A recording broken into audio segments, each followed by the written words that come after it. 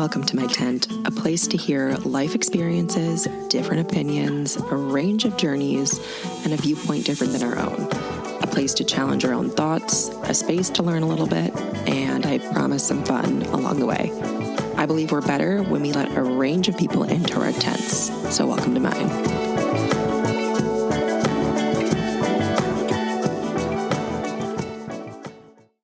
Sammy, welcome to my tent. I'm super excited to have you on as one of my very first guests, as well as one of the biggest supporters of me in starting this podcast. So I'm amped to have you here. For the listeners, Sam is going to be walking us through her home birth, which could not be more different than mine, which was medicated as hell in a C-section. So I'm going to give her the floor to talk about her experience and what led her to want to have a home birth. And you'll want to stay tuned because you're going to actually hear where her daughter was born. So Sam, if you can just give a brief intro of yourself before we hop in, that would be awesome. Yay. First of all, thank you for having me. I'm so excited. Yeah, so I'm Sam or Sammy. I'm originally from the Chicagoland area, which is where Sarah and I first connected. I teach yoga, but now I live in Colorado Springs, and alongside teaching yoga, I am a full spectrum doula and a graphic designer and some other freelance things among those. Graphics included. If you see the artwork for this podcast, that was Sam's doing. I got to work with her on graphics. And I know you also have, is she 5 months? Oh. She's almost 6 months. Oh my God. Sam also has a beautiful 6-month-old daughter, Dorothy. And I'm just fascinated by your birth, mostly because mine was so scheduled and I allowed them and requested all drugs they were legally allowed to give me. And I knew the day and the time. And it was just, that was my experience. It was beautiful. But I know that you were really passionate around home birth. And I'd love to hear if this was something that you have always thought about, or if this is a newer development as you have gotten into being a doula and going down your own health journey. Like, where did this desire to have a home birth start? Like, was it from birth or is it a new kind of endeavor? Yeah. So birth is my favorite thing to talk about. So people ask me this question, and like when I first went to quote unquote interview my midwife, she asked me the same question, and I always have trouble answering it because I feel like it's just been an innate knowing, which might sound weird, but I feel like we all think about, or maybe some of us think about like our wedding or our birth. And I always thought about my birth. Like I always wanted to have kids. I was never like, oh my God, I'm so excited for my wedding. I was like, I'm excited to give birth. And I always just thought about it at home from when I was little. I'm not sure why. And as I was kind of becoming and going through my doula certification, I learned so much about birth in general. And it became very clear to me that I advocate for all kinds of birth. And I think that different kinds of birth are right for different people. And it just became really clear to me that I really wanted to have an at-home, like physiological birth experience, just through all that I learned about kind of interventions and just what felt right for me and where I felt safest. I think that something I tell a lot of people is like, where does your nervous system feel the most calm? And if that's in a hospital, then you might benefit from giving birth at a hospital. If your nervous system feels most calm at home, like my blood pressure spikes when I go to the hospital. Like it's very clear that I am like not all right. You had a couple times you had to go during pregnancy, I believe. Well, I went twice postpartum, and that's when my blood pressure was really high. And then I would like take it at home, and I was like, oh, I just have white coat syndrome. Like I'm just terrified of being here.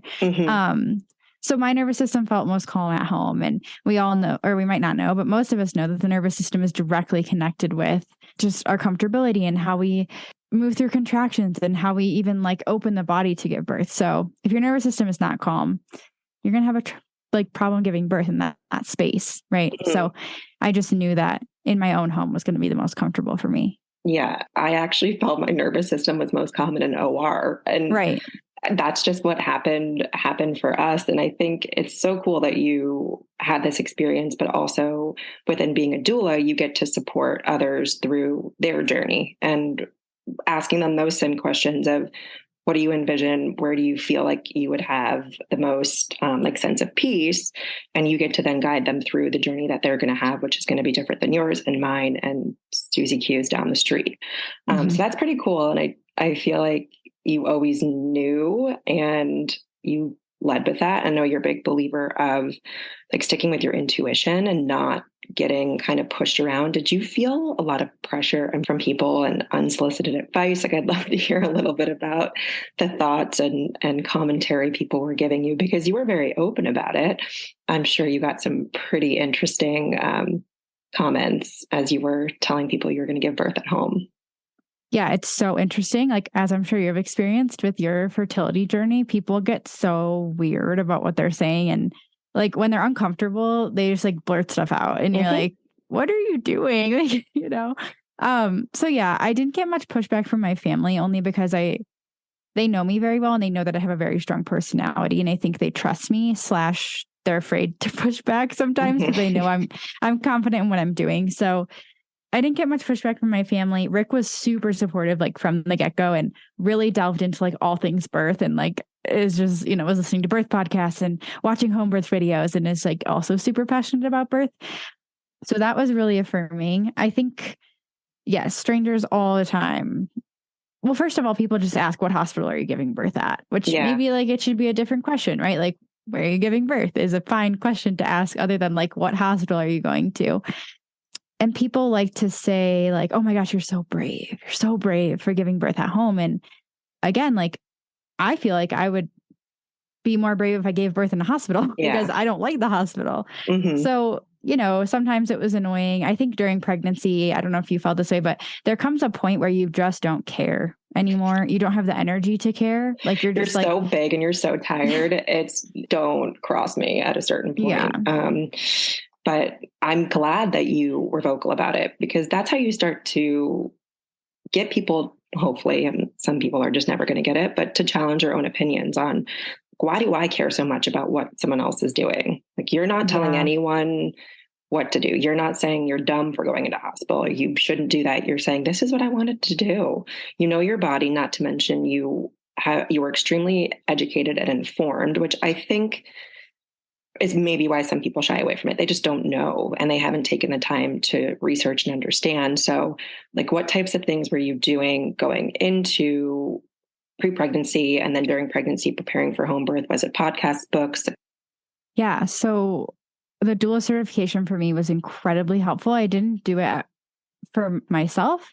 I didn't do it to get information about my own birth, but that's like totally what it ended up being, along with how to support others. After that, I was like, wow, I think everyone should do this. It's kind of like after you do your yoga teacher training and you're like, whoa, I think everyone should do this because it's just so informative about life. That's kind of how it was with the doula certification. Not everyone that takes it like then goes on to support others. It's, whoa, now I know the different stages of labor and what to expect, and that all these wild sensations are actually normal. And kind of people love to say that home birth is dangerous. And like, that's why I'm so glad I'm coming on, because it's just not true. I like to reference this study that they did there was a study in British Columbia where they, over the span of 4 years, they took note of every single birth that happened at home with a registered midwife, which not everyone uses a registered midwife, but most do. And then in the hospital with a midwife and in the hospital with an OB. And the maternal death rate for home birth was the lowest out of all 3 of those conditions. And I only share these stats to say that, like, when people say home birth is dangerous, it's just not true, right? Mm-hmm. So I totally believe there's use for being in a hospital and use for C-sections, but the reality is the C-section rate in the United States is way too high. Even the CDC is like, whoa, guys, this is way too high. It should be like 10 to 15%. Yeah. So again, that's not to say that it's never the right option. It's just to say that there needs to be more education around home birth. And it's like shouting in your face that it's dangerous are just clearly uneducated. Yeah. The rhetoric too, or some people, I forget now the terminology, but it's like they're just repeating things that they've seen on Twitter. It's like, have you actually looked into that? Like, I'm sure, yes, there have been instances where home births have not been technically safe. Same with a hospital as well. Birth is for sure traumatic on the body, whichever way you're going. And there's something to be said too about home birth where I trust myself, I trust my body, I trust my baby.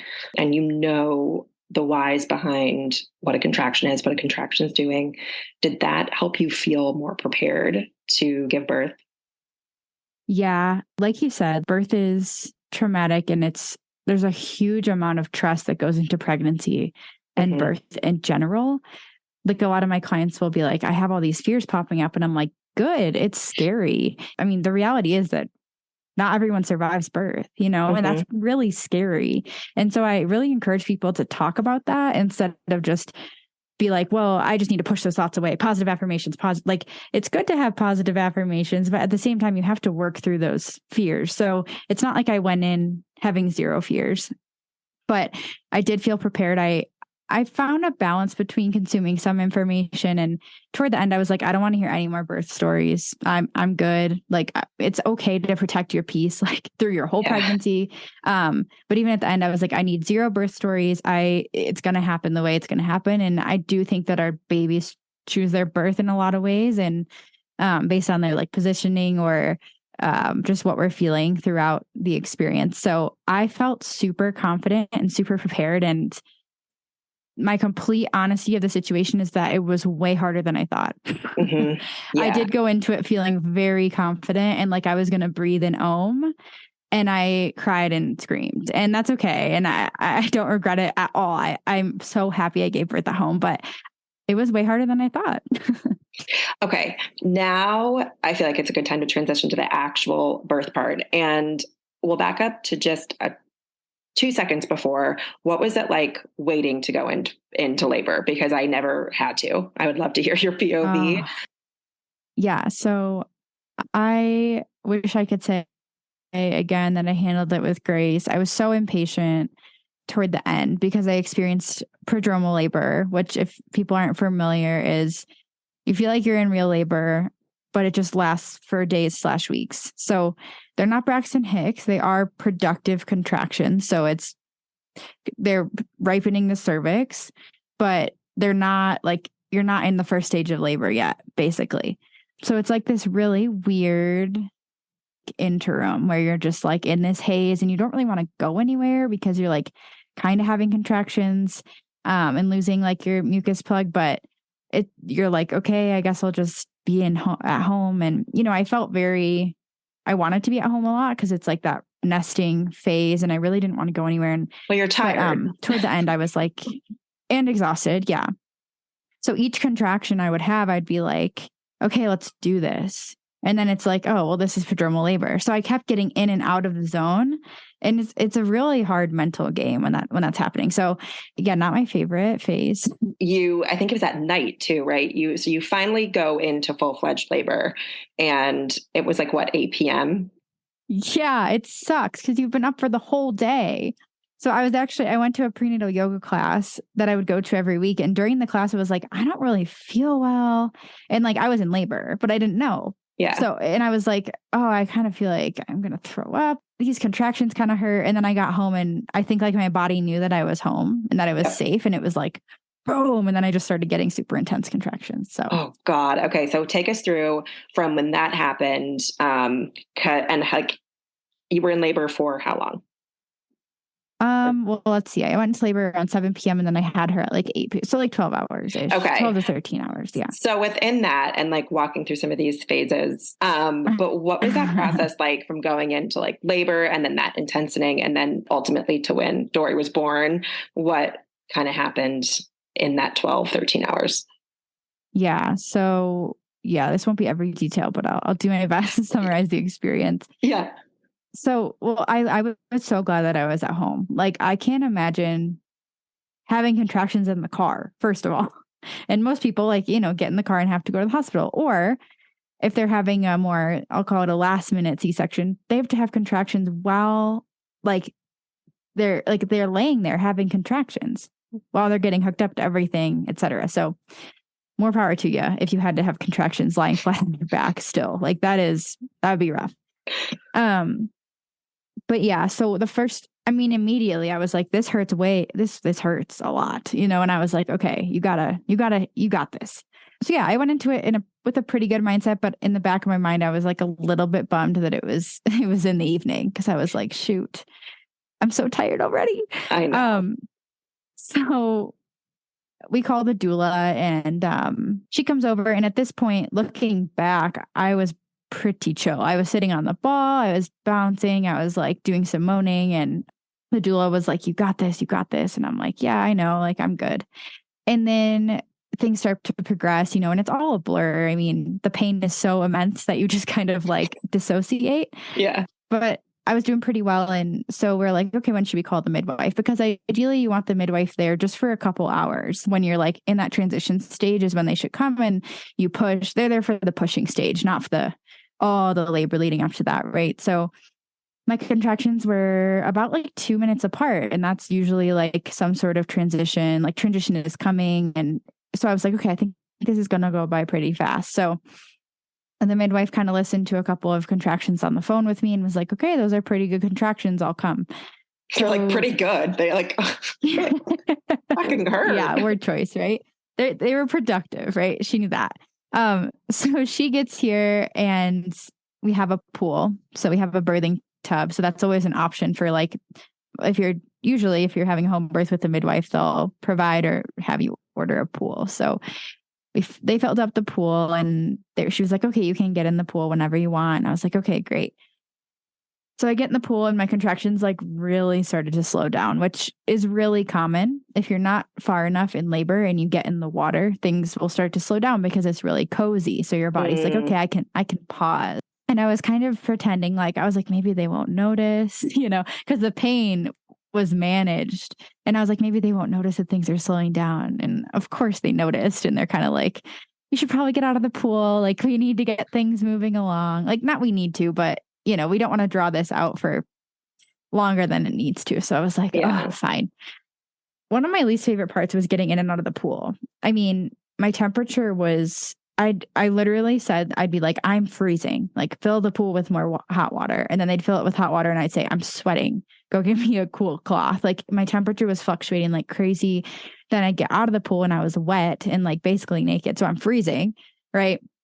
So that wasn't my favorite, but I got in and got out a couple times. And this was probably hour, I don't know, like 6 or something. And I was like, I'm exhausted. Yeah.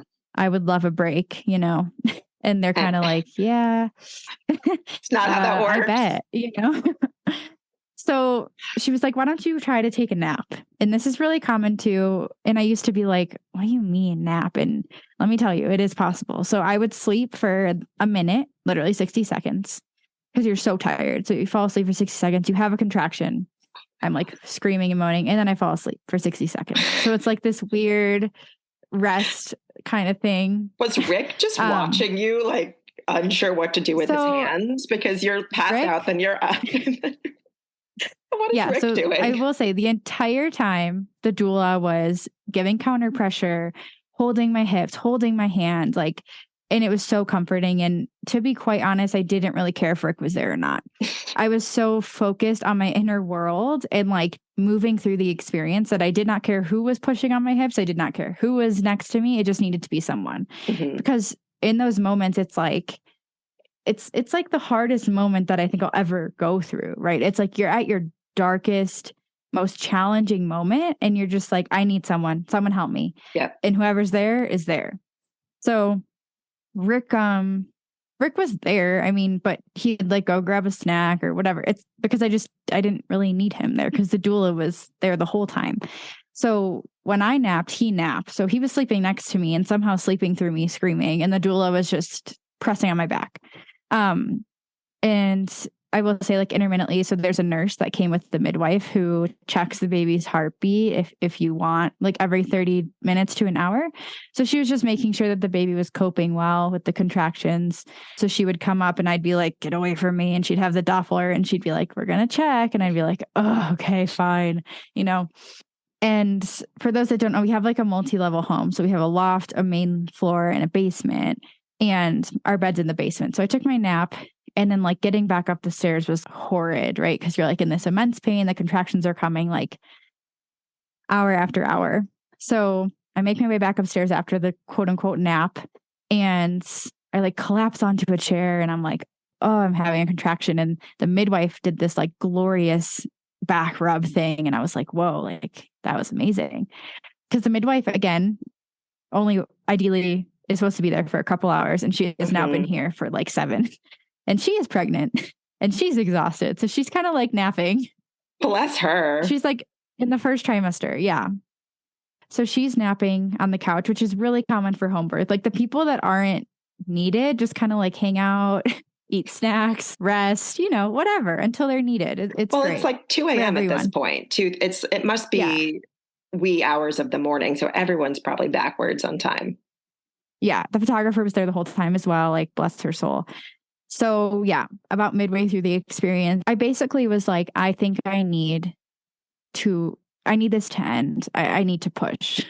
So they're like, okay, great. Like, get in the pool. And I will say I did request a couple of cervical checks in between, which I didn't think I was going to want, but you just don't know how you're going to be until you're in the moment. So I was like, someone's got to tell me if these contractions are moving things along. And originally the midwife was like, oh, you're about 8 centimeters, which gave me a huge confidence boost. And then after the nap, she was kind of like, oh, I might have miscalculated that. You might actually be like 6. And I'm like, what? No. So I was feeling a little discouraged, is my point at this point in the experience, and honestly just wanting it to be over. So I get back in the pool and I'm trying to push, and it's really frustrating. I was really relying on external validation at this point. And I was kind of like, am I doing this right? Like, so I'm supposed to push during a contraction. Like, that was very confusing to me because it hurt so bad. I was like, people do this. Like, I think anyone that I've talked to that is having a unmedicated birth, there's a point where they're like, this is effed up. Yeah. Like, people do this. Like, this is wild. You're doing that's where I was at. Yeah. Like this has got to be a joke, basically. And that's kind of where I was. I was like, this is wild. Why? I'm pushing and pushing and things aren't progressing. I'm pretty uncomfortable in the pool. There came a moment where, looking back, I knew it was that transition period of labor, which is the hardest part. It's where baby wants to come, but you need some really close together, tough contractions in order for them to continue to move on the birth canal. And I lost it. I was asking for help. I was like, I can't do this anymore. I cannot do this. I need help. I need assistance. And they were basically like, there's no breaks anymore. Like, you're basically past the point of return. Like, you can do this. Like, they were really trying to encourage me. And I was like, I can't do this. And they were like, you need to stop saying those words. You can do this. And I was like, okay. So I finally, and Dorothy's heart rate at this point was not really doing so well, probably because I was hyperventilating and I wasn't sending enough air to her. So the moment they told me that, I was like, okay, I gotta get with it. Like, my baby needs to breathe. So I started taking deep breaths and kind of restored myself. And this isn't to scare people. It's just a really real moment of like, this is the hardest thing I've ever done. So I was like, I'm not liking pushing in the pool. And they're like, okay, that's okay. Let's get out. I think you should go sit on the toilet. And if you're a doula, this makes sense. If you're not, you might be like, the toilet, what the heck? So the toilet is a great place facing the toilet. So the opposite way of how you would go to the bathroom. So you're facing the toilet and your hips are open and your pelvis is like very open. Yeah. And they call it the dilation station. It's a very uncomfortable place to have contractions, but it works. So I'm like, all right, off to the toilet. Because again, this needs to end soon, please. And this is probably like, we're getting into the morning now. And on my way to the toilet, I was like, I think I'm going to throw up. Threw up, and everyone celebrated because throwing up is a great way to dilate further. So everyone's like, yeah. And I'm like, this sucks. You're like, why are you and everyone's clapping? Like, yeah. And apparently during that time, Rick was eating a beef stick in the corner. That's what I heard. But again, I didn't know. So I'm like, all right, let's go to the toilet. So I'm sitting in there and I'm like, again, doubting myself, like, this is wild. Why did I choose this? And my doula was in there and Rick was in there. And I was kind of like, everyone else get out, like, leave me alone. And I was having contractions and I was pushing and I was like pushing, like I was like, this is happening. Like, we are getting Dorothy out. And I didn't know it was a girl yet, but we were getting this baby out. They were totally different pushes than in the pool. They were like from the center of my soul pushes. In the pool, the midwife was like, why don't you reach up and feel your baby? And I was like, I don't know how to do that. Like, and she was like, I'll help you. So we both reached our hand up and I felt Dorothy's head. And that was like a huge, okay, I'm going to meet this baby today. Yeah. This is real. And so This is real. Yeah. It was a very real moment. It was like slimy, but I knew it was a head. So on the toilet, I kept reaching up and I felt her head moving down. And I was like, okay, I'm doing it. I'm doing it. So that was a huge motivator for me to like feel her head moving down. And so I think I did like 3 to 4 pushes on the toilet. And I was like, Rick, feel her head. And it was like an inch in, like he barely had to reach up. Her head was like basically about to come out. And he yelled to the doula was like, why don't we get the midwife? And Rick kind of yelled to the midwife, like, her head's like an inch in. And the midwife, for some reason, didn't really believe us. Like she was, I don't know. She goes, well, she has more time. And Like, I no. heard those words and I was like, you want to bet? So I just kept pushing. I couldn't stop it at this point. Like I was just pushing and the doula eventually was like got the midwife in there and the midwife was like, all right, Rick, you're gonna catch the baby. And Rick's like, and mind you, I'm sitting on the toilet still, facing forward. So Rick's like, no, like that's not the correct angle. Like, you know, he's very logical. He's like, I don't know how to do that. So the doula was like, honey, we have to turn around. Like you just gotta turn around. And I was like, no, I'm staying right here. Nobody talk to me. And she was like, you have to turn around. Otherwise no one's going to catch the baby. And I wasn't like thinking that I was going to catch her for some reason. It's some people do that, but I just was like, Rick can do it basically. Yeah, Rick, you're on. Put the beef stick down, Rick. Up, yeah, put the beef stick down. So I stand up super quick and spin around and I was like, okay, I did it. And Rick's hands were kind of like under me and I pushed super hard and her head started crowning. And this was probably one of the, again, most difficult moments of my life because I paused. It was super tempting to just push her whole body out. But I was like, Sammy, you don't want to tear, just pause. So I paused and it was the most painful moment of my entire life. But I let everything stretch and I just paused and then I waited for the next contraction and then I pushed her head out. And then one more push and her body started flying out super quick. It's like head was super hard and then body just flies out usually. And Rick tried to catch her and her head kind of hit his hand and she's super slippery, right? So she fell in the toilet. This is my favorite part. A giant plop, you know. You birthed your child into a toilet. Yeah. And it's the most amazing thing I've ever heard in my life.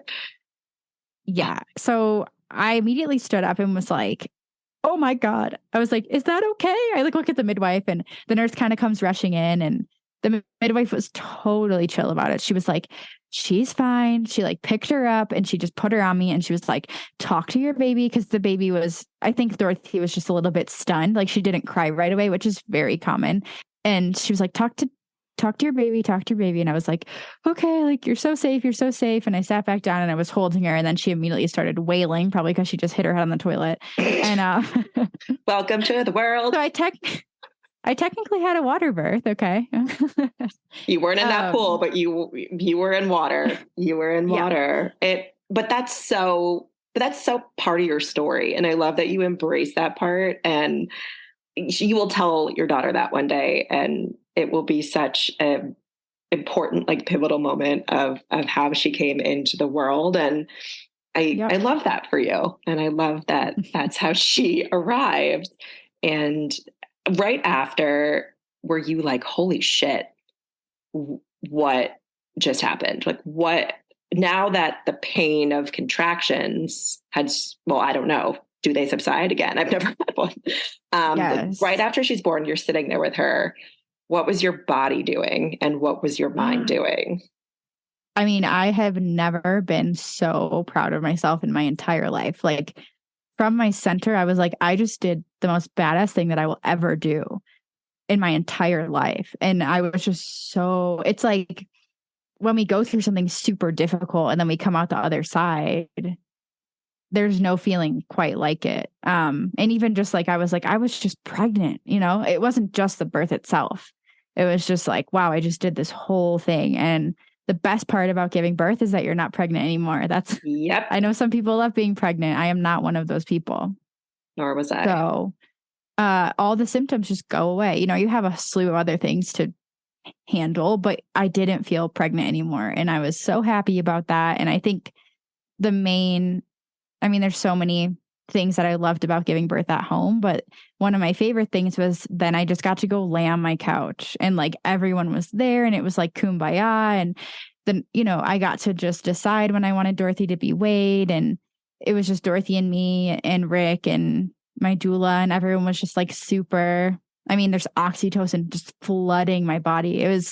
I felt like I was on the best drug of my life. I mean, it was like the best feeling in the whole world. You're just like, this is awesome. So it was nice to be in my own home after that. Yeah. And you had that golden hour, and those photos are also so beautiful. And like just looking at them, those photos are so beautiful. And I feel like you'll cherish those. And like, it is really cool to see how other people do it. And if you like looking back now that you've also had some time to process, and I think you mentioned this on Instagram too, like it over like weeks and months, you've processed and like things have come to you. Is there anything that you maybe would have done differently or like still stick with you as like the most pivotal moments or learnings from that experience?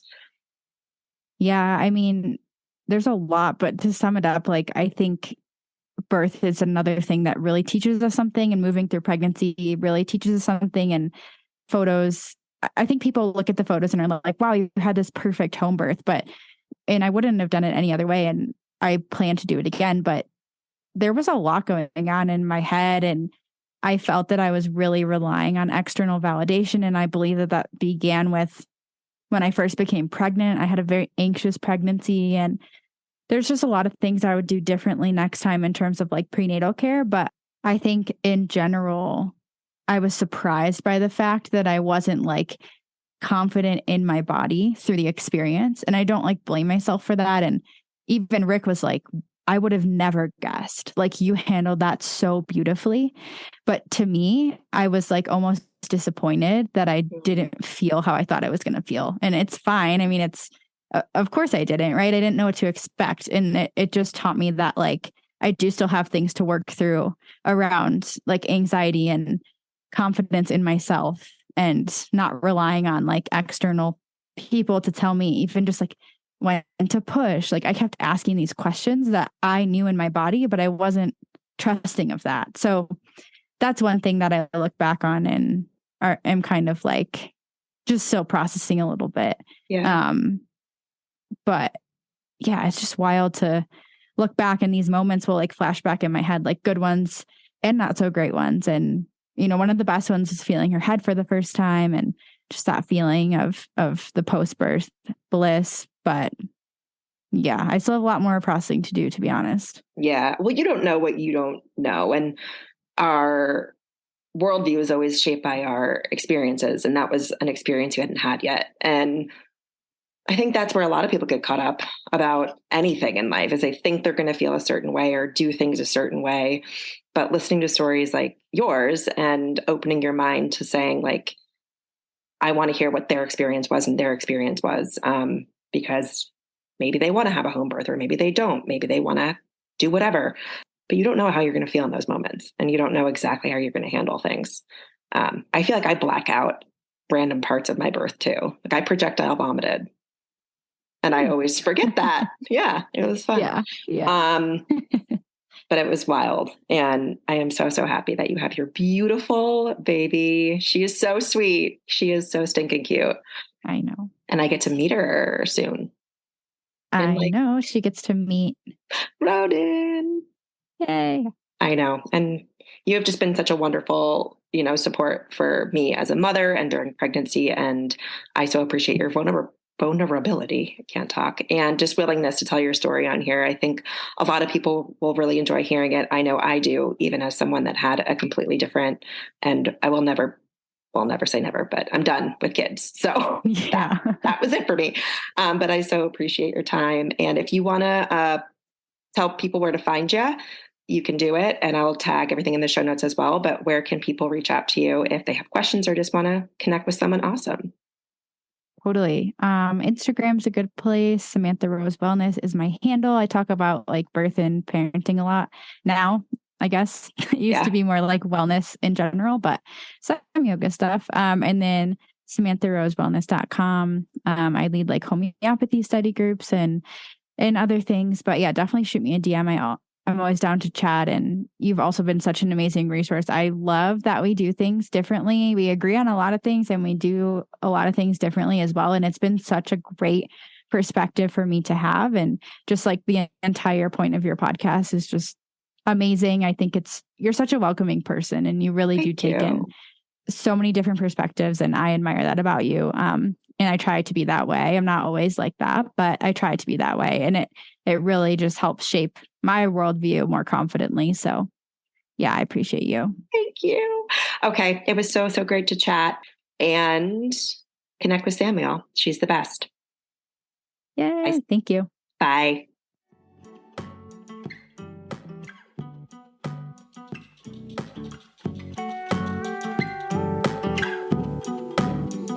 Thank you for tuning in to the Welcome to My 10 podcast.